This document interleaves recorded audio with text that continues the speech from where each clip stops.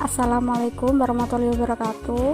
Kami dari kelompok 2 yang beranggotakan Berliana Rahma Nurmalita, Diah Ayu Rahmawati, dan Diki Nur Amana akan menjelaskan tentang prinsip etika bisnis konvensional. Macam-macam etika bisnis konvensional. Yang pertama ada prinsip utilitarisme, yang kedua ada prinsip universalisme, yang ketiga prinsip hak-hak, dan yang keempat prinsip keadilan distributif, yang kelima prinsip hukum Tuhan, dan yang terakhir prinsip relativisme. Prinsip utilitarisme. Pendekatan utilitarisme menyatakan bahwa arti penting moralitas yang menuntun seseorang dapat ditentukan hanya berdasarkan konsekuensi perilakunya. Suatu tindakan disebut etis jika memberi hasil yang berupa keuntungan atau kebaikan terbesar bagi sebagian besar orang. Menurut Bernays, teori ini cocok dengan pemikiran ekonomis yang cukup dekat dengan cost-benefit analysis yang banyak dipakai dalam konteks ekonomi seperti dalam menghitung untung rugi dalam bisnis. Sistem etika ini menghadapi beberapa masalah yang menjadi kritik terhadapnya jika dibandingkan dengan prinsip Islam diantaranya. Yang pertama, siapakah yang menentukan apa yang baik bagi sebagian besar orang? Bagaimana dengan kaum minoritas jika yang dikatakan etis itu yang memberi keuntungan terbesar bagi mayoritas? Dan bagaimana kerugian dan keuntungan bisa dinilai pada persoalan yang tidak bisa diukur? Yang terakhir, hak dan kewajiban individu diabaikan demi kepentingan hak dan kewajiban kolektif. Akhirnya, paham utilitarian menetapkan hakikat etis tindakan di masa depan dengan menimbang kerugian dan keuntungannya. Ini dapat dilihat dalam pendekatan mikroekonomi etika bisnis barat yang paling mendasar. Paham mikroekonomi menekankan hukum Pareto Optimality. Hukum ini menekankan efisiensi penggunaan sumber daya untuk memuaskan kebutuhan konsumen, mengesampingkan semua kebutuhan untuk mempertimbangkan persoalan-persoalan etis, dan menekankan secara berlebihan upaya maksimalisasi keuntungan. Prinsip universalisme berbeda dengan pandangan utilitarian yang menekankan aspek hasil suatu keputusan. Universalisme memfokuskan diri pada tujuan suatu keputusan atau tindakan. Prinsip kunci dari universalisme, prinsip tentang imperatif kategoris yang terdiri dari seseorang harus memilih untuk bertindak hanya jika ia berkemampuan untuk memberi kesempatan setiap orang di muka bumi dalam situasi yang sama untuk membuat keputusan yang sama dan bertindak dengan cara yang sama. Yang kedua, orang lain harus diperlakukan sebagai tujuan, tidak semata sebagai alat untuk mencapai tujuan. Prinsip hak dan hak. Pendekatan hak terhadap etika menekankan sebuah nilai tunggal, yaitu kebebasan. Keputusan atau tindakan dikatakan etis apabila tindakan atau keputusan itu didasarkan pada hak-hak individu yang menjamin kebebasan memilih. Dapat dipahami bahwa setiap individu mempunyai hak atau kebebasan untuk menentukan nasibnya sendiri. Oleh karena itu, orang lain tidak boleh melanggar hak itu, terlebih lagi memperalat demi tujuan orang lain, karena sama halnya dengan merampas hak orang lain. Pendekatan ini berkeyakinan bahwa individu memiliki hak-hak moral yang bersifat tidak dapat ditawar-tawar.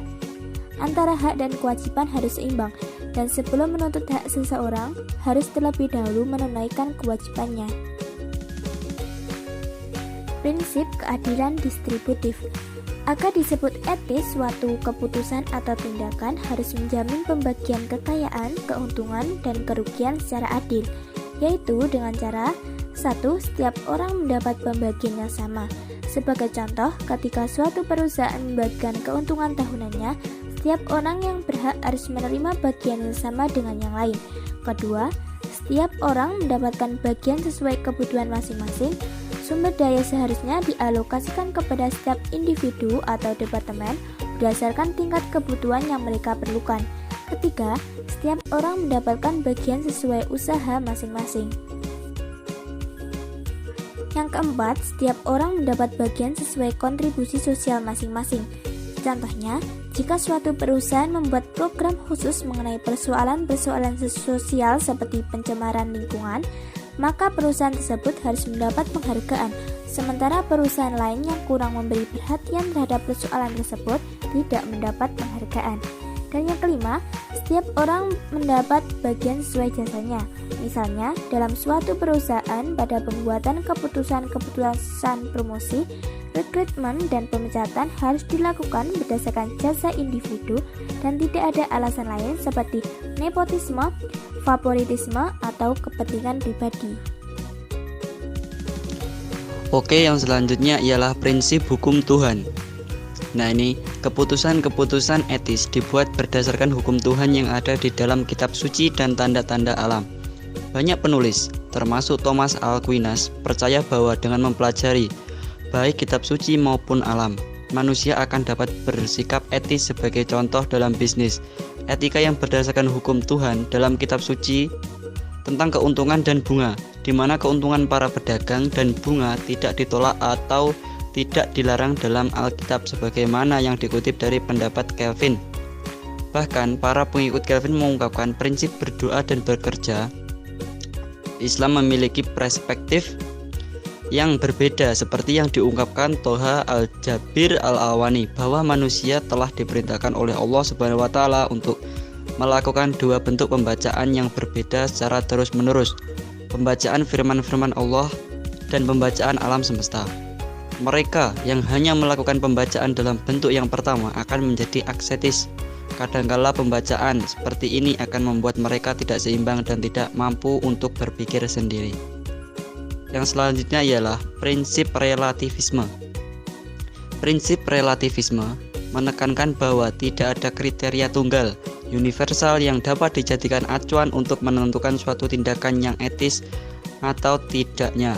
Setiap orang menggunakan kriterianya masing-masing dalam menentukan etis atau tidaknya suatu tindakan, dan kriteria-kriteria itu mungkin sekali akan berbeda dari satu kebudayaan dengan kebudayaan yang lain. Prinsip ini menimbulkan beberapa persoalan yang menjadi kritikan baginya, yaitu yang pertama, paham dari prinsip relativisme bersifat berpusat pada diri sendiri. Selanjutnya, paham ini hanya berfokus perhatian pada individu dan mengabaikan interaksi dan masukan-masukan. Sehingga prinsip ini sangat berlawanan dengan prinsip Islam yang menekankan pada kriteria-kriteria yang ada dalam Al-Quran dan Sunnah Rasul. Prinsip relativisme mengimplikasikan sikap pemalas secara tidak langsung dalam diri si pembuat keputusan karena ia akan membenarkan perilakunya hanya dengan merujuk pada kriteria yang didasarkan pada kepentingan pribadinya. Itulah presentasi yang dapat kami sampaikan. Apabila ada kurang lebihnya, kami mohon maaf. Semoga menambah ilmu dan wawasan bagi para pembacanya dan penyimaknya. Sekian, wassalamualaikum warahmatullahi wabarakatuh.